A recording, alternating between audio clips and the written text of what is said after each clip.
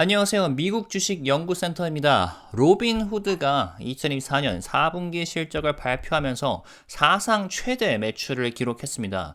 원래 로빈후드는 수수료 없는 주식 거래 플랫폼으로 유명해진 기업인데 이젠 암호화폐, 금융자문, 글로벌 확장 등 다양한 사업 영역으로 빠르게 진화하고 있는데요. CEO 블라드 테네프는 이번 실적 발표에서 로빈후드는 단순한 브로커리지 서비스를 넘어 글로벌 금융 생태계를 구축할 것이라며 강한 자신감을 내비쳤습니다. 이번 컨텐츠에서는 로빈후드의 핵심 사업, 실적 분석, 성장 전망, 그리고 투자 포인트까지 살펴보겠습니다.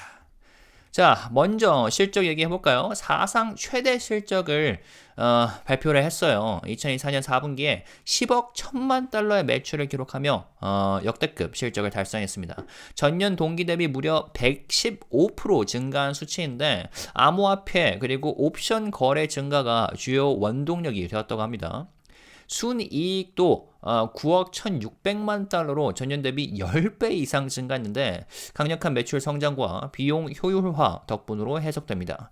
특히 암호화폐 거래 매출은 3억 5,800만 달러로 전년 대비 700% 증가하면서 가장 빠른 성장을 보였는데 옵션 거래 수익도 2억 2,200만 달러로 83% 증가했습니다.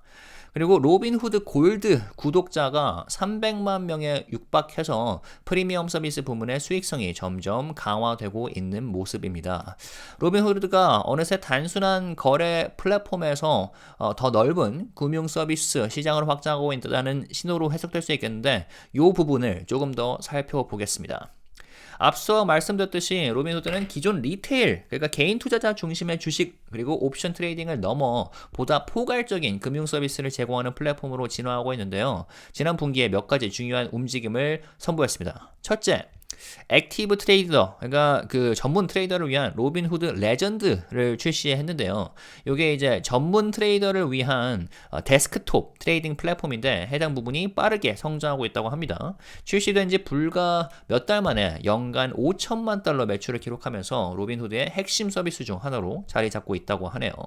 둘째, 그러니까 금융자문시장 진출을 위해 트레이드 PMR이라는 회사를 인수하면서 고액 자산가 그리고 기관 투자자를 위한 서비스 확장에 나섰는데요. 기존 개인 투자자, 리테일 고객에서 나아가 보다 안정적인 수익원을 확보하려는 전략으로 풀이됩니다. 그리고 셋째, 로빈후드 골드 크레딧 카드가 성장 중입니다. 현재 10만 명이 넘는 고객이 로빈후드 골드 크레딧 카드를 사용하고 있다고 하는데요. 로빈후드는 이 해당 수치를 10만 명을 단기간에 2배 이상 증가시킬 계획이라고 합니다. 지금 3% 캐시백과 디지털 최적화된 사용 경험을 앞세워서 금융 서비스 분야에서도 강한 입지를 다지고 있는 거죠. 한편 로빈후드는 단순한 암호화폐 거래소 서비스를 넘어서 암호화폐 인프라 그리고 토큰화 전략까지 확대하고 있습니다. 자, 이런 측면에서 첫 번째 이제 비트 스탬프라는 곳을 인수를 했는데요.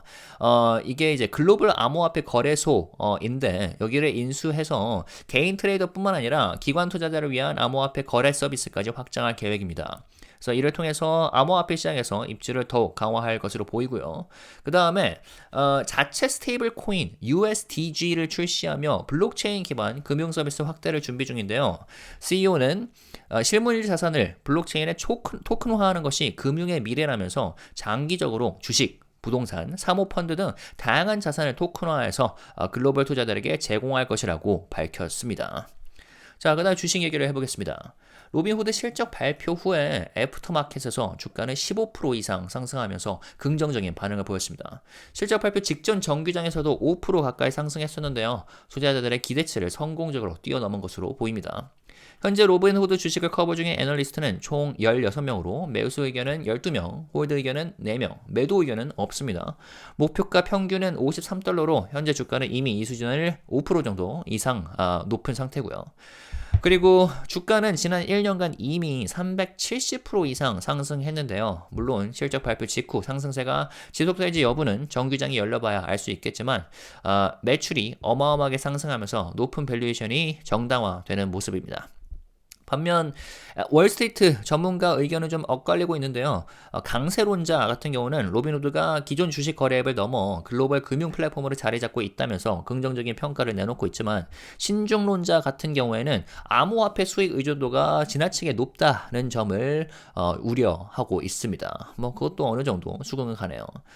실제로 로빈후드는 빠르게 성장하고 있지만 리스크도 충분히 고려할 것 같습니다. 일단 방금 말씀드렸듯이 현재 수익의 상당 부분이 암호화폐 거래에서 발생하고 있다는 건데, 코인 시장 변동성에 따라 큰 영향을 받을 수 있죠.